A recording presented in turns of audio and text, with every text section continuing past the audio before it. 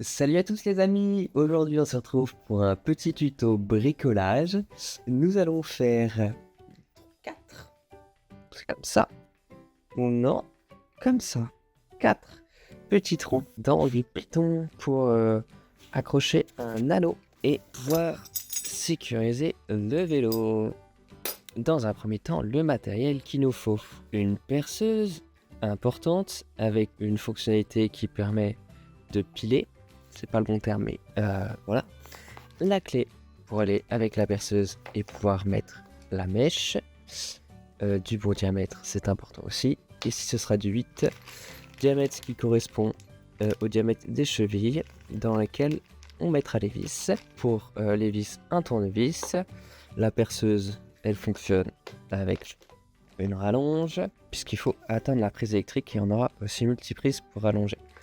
Ça, c'est parce que le béton, ça fait de la poussière, donc il faudra nettoyer et, si besoin, une petite pipette à air. On peut rajouter des lunettes. Là, je vais prendre les lunettes de vélo de Coralie. J'ai failli oublier un crayon pour pouvoir faire des petites marques là où on fait les trous. Et aussi éviter de s'en mettre plein la figure, soit un masque.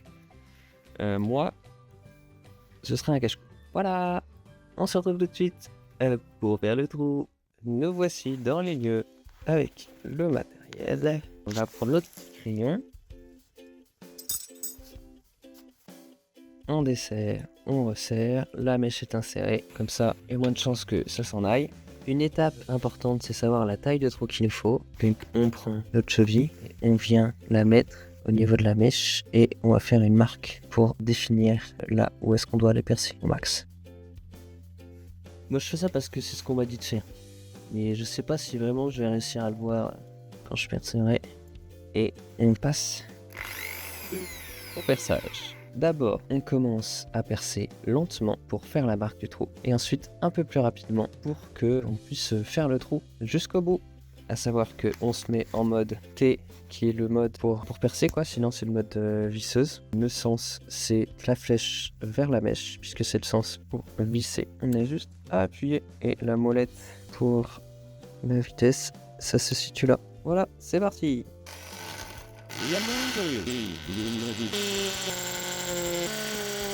Un trou a été fait.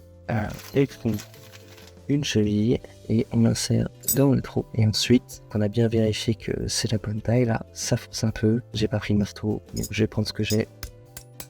Trou suivant. Il semblerait que la mèche soit sortie parce que j'avais pas assez serré, apparemment ultra dur. Je m'attendais pas que ce soit si dur. Là, je l'ai enlevé, puis je vais la remettre et je vais essayer de resserrer un maximum pour continuer le deuxième trou. En essayant de repositionner pour voir si le travail avait été correctement effectué. Ça fonctionne, mais du coup, j'ai retracé les deux autres trous pour être sûr que ça rentre bien dans la fixation.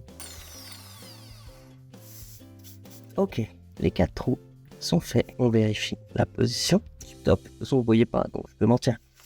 Ensuite, il me restait 2 chevilles à positionner. Et de 2, j'ai toujours pas de marteau.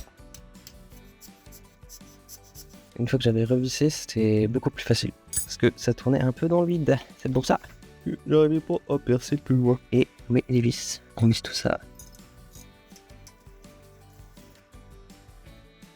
Voilà, du beau travail. L'anneau est posé.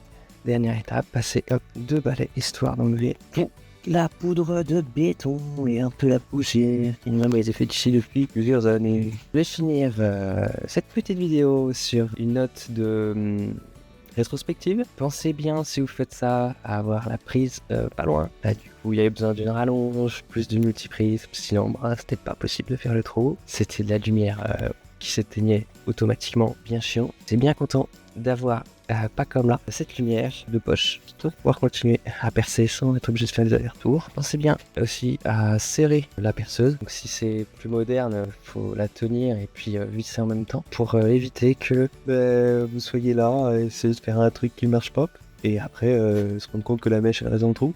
Vérifiez bien aussi la taille des vis, puisque en fait mes vis avaient l'air plus longues que mes chevilles. Si j'avais pas fait les trous assez longs, je pense que ça ne serait pas passé pour les vis. Regardez comme si c'est pas tout beau tout propre ça.